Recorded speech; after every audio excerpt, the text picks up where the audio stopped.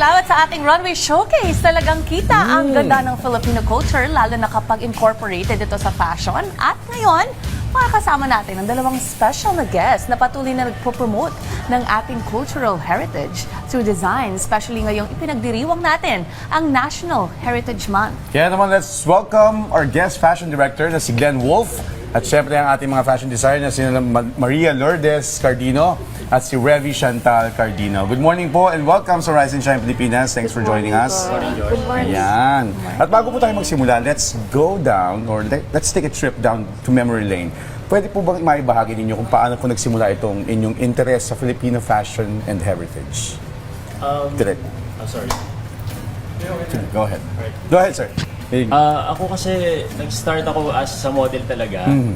So, nandun na yung passion ko sa fashion talaga. So, and then, na-discover ko na bukod doon, meron pa pala akong pwedeng kayang gawin para mas ma-elaborate ko yung expertise ko sa modeling. So, yun, naging fashion director na din and pag-collab na din sa Philippine designers natin. And why do you think na mahalaga ito i-promote yung katutubong kasuotan Pilipinas?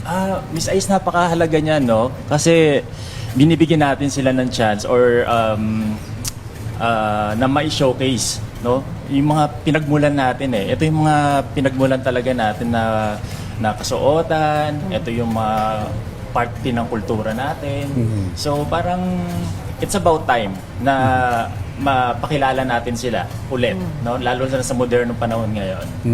Ma'am Cardino, paano niyo po ginagawa modern at stylish ang traditional Filipino garments para po mas makarelate, lalo na yung ating mga younger generation kasi pagka iniisip nila kasi pagka yung mga Filipiniana, yung mga ethnic dresses, parang pang ano lang, pang special occasion lang eh. Ginagawa na po natin siyang parang normal na lang na sinusuot natin araw-araw. Gawa siya dito talagang sa ating dito sa ating bansa. Yung materials? Yes po. Galing po siya sa iba't ibang probinsya ng ating bansa. Mga weavers natin. Tinutulungan natin sila na masuot natin yung mga gawa natin. Okay. Ginagawa. Madam. Yung paano mo pinapromote sa yung designs na mapanatili yung tradition, yung culture in terms of sa design ng mga damit? Pag-promote po, gumagamit po kami sa social media, pinapost po namin. Tapos nag-join din po kami sa mga bazaars. Kasama po sila Sir Glenn. And nakikipag-collab po kami and nagkakaroon po kami ng business-to-business na artist. Bakit ka nagkaroon ng interest? Kasi parang medyo bata ka pa eh. So, paano nakuha yung interest mo na pasukin yung traditional clothing? Yung mother po ko kasi, siya, mananahi po talaga siya and yung brand po. Eh ako po, mahilig po ako sa culture. So, naisip ko po na ipagsama silang dalawa. Yun. So why do you think na kailangan natin ipagmalaki itong design, yung mga katutubong design natin? Talagang kailangan natin pagmalaki kasi gawa natin to. Gawa ng ating mga kababayan. Gawa ng ating mga ninuno na dapat ipagpatuloy natin. Through fashion.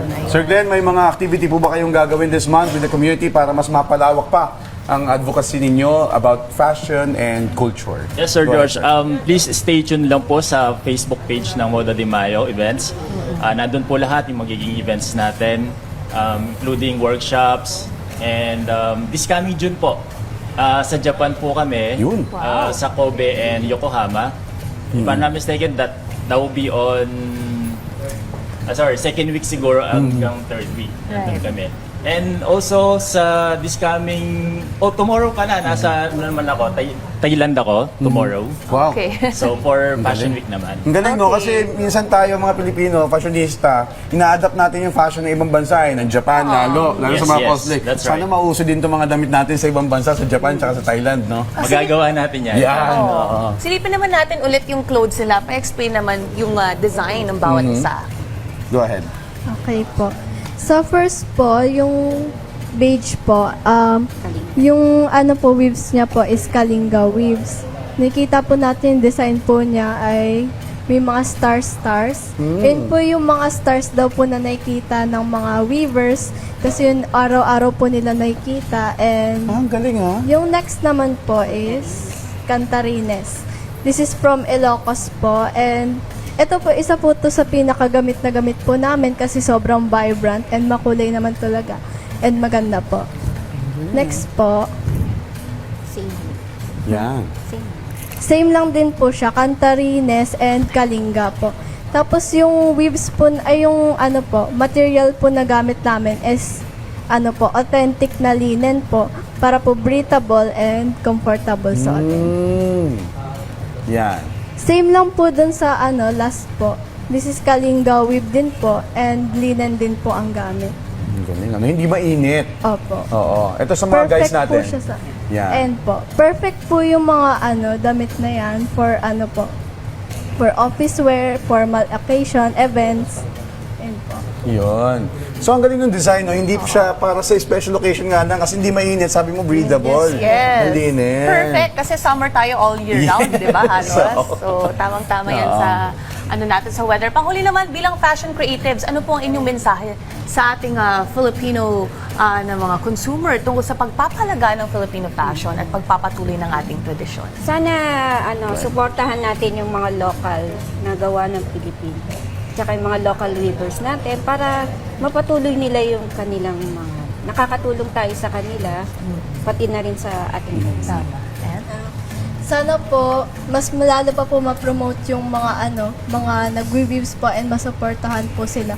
Kasi unti-unti na po silang nawawala dahil po nagiging machine-made na po yung mga ano, hand-woven materials.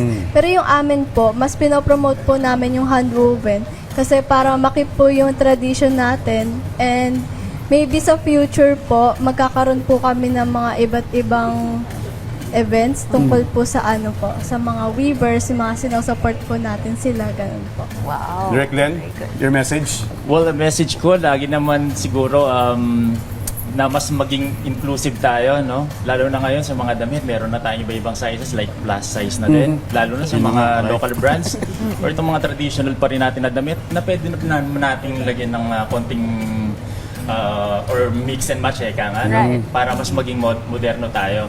Kahit na may mga touch pa rin ng kultura natin yung mga damit. I'm actually wearing one of those Oo nga, ang ganda yeah, oo. Ultra Kimono din. No? Yeah, Ang so ganda, nice. no? Preservation ng culture at the same time, tulong sa ating mga kababayan sa kanilang kabuhayan. And functionality. Yes. diba? On that note, maraming salamat po sa patuloy na pagpapalago ng Filipino heritage through fashion. Sa pamamagitan ng inyong sining, mas nabubuhay ang ating kultura para sa susunod na mga henerasyon. Again, thank you Glenn Wolf and Maria Lourdes Cardino.